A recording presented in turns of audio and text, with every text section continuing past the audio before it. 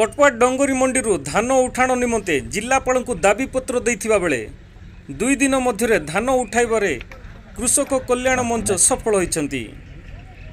कोरापुट जिल्लार समस्त छोट बड़ चाषी को मूल आधार होछि धान फसल। धान बिक्री कर चाषी माने सेमानकर परिवार प्रतिपोषण करती।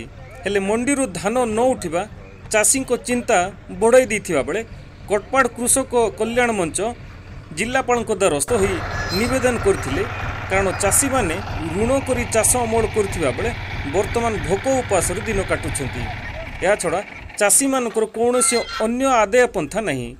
चाषी माने 11 तारिख रु टोकेन पाइथिबा बेले धान उठु नहीं। इतिमध्य अदिनिया वर्षा पई चाषी माने अति चिंतित थिले। सेथिपई कृषक कल्याण मंच 25 तारिख मध्य धान उठाइबा पई जिलापाल को निवेदन करथिबा बेले जदि यार व्यतिक्रम हुए ताहले रास्ता रोक एवं अनशन करने सूचाई देथिले। किंतु खुशीर कथा 25 तारिख मध्य मंडी धान उठी कटपाड़ कृषक कल्याण मंच प्रशासन को धन्यवाद जणाइछंती। सिद्धार्थ त्रिपाठी कटपाड़ कृषक कल्याण मंचर संपादक। आपण जोटा कहले मंत्री जहाँ कहते प्रशासन से गाइडलाइन फॉलो करूना जद्वारा कि आज चाषी को हताश होकर मंत्री परब पड़िया प्रतिश्रुति देते मंडी रे जेकोसी चाषी धान देले धान फेरस्त जीव ना। वर्तमान प्रशासन कौन अधिकारी किंबा कौन ये मंडी रे सहयोग करूना। वीडियो तहसीलदार से माने आज्ञा धान मान से जानी पारना से खाली देखुन धान भल अच्छी मात्र से डायरेक्शन दौना जेहेतु नोडाल अफिसर हिसाब से डायरेक्शन दौना। मेसीन पहुंची ना सर गोटे जिनस से जो मेसीन जो कहते वर्तमान जो नुआ मेसीन एफएक्यू मान जोटा कहते आज पर्यंत आसी ना। आउ जोटा जो मेसीनरी अच्छी आज्ञा से जो मेसीनरी आम दीर्घ 40 वर्ष है एफएक्यू धान दे आसी अच्छु। तेणुक जो नुआ मेसीन एफएक्यू मान जो मेसीन भी कहते से मेसीन बर्तमान आसी ना।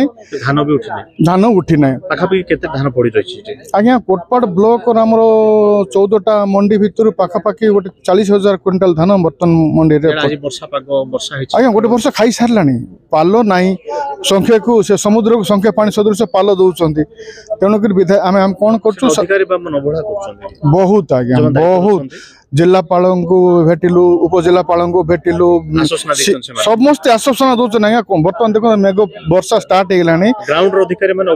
बहुत आज्ञा किए जाऊना ग्राम आरएमसी कहतु आपन से खाली पाल गोटे देदेल काम सरला से दराछुआ दौना आज्ञा से धान नबू आम तो एफएक्यू देव राजी हो से नेले तो आम टेस्ट करूँ जो मेसीन अच्छे एफएक्यू मान धान से आणु से मंडी को ठीक अच्छे। कल की कोटपाड़ ब्लॉक डोंगरी मंडी रू आईचु। केते एकर जमी तमर अछि कोन लगेथिलो?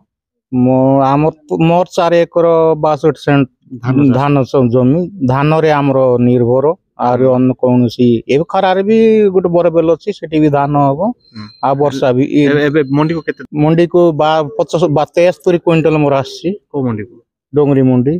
कोन हिच अस्पताल एबे आमी धान नै करे मार्च 11 तारिख ठारू सब ये टोकन जाको आइला 11 जार थिला से 11 तारिख ठो नै करे धान मंडी रे मारिछु।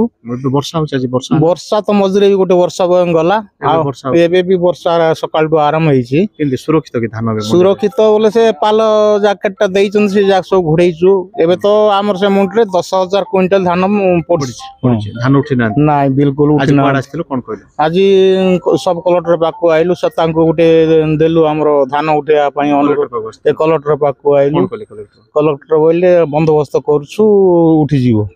हां हेले वर्तमान के को अंचल सब धान पड़छि? हमरो कोटपाड़ ब्लॉक पूरा से 14टा मंडी 14टा मंडी गोटे धान भी उठी नै। सब पंचायत राष्ट्र? हां सब पंचायत ब्लॉक सारा आछो हेले वर्षा पई तो से पाल टी देइचंती सेटा अदा अदा घोड़ैछु और जदी अधिक वर्षा हले तो धान जागा भी खराब हो जो ता ये पे भल धान तो आर खराब करला बळी आ परिवार से सरकार भी कोन करले ठीक हो?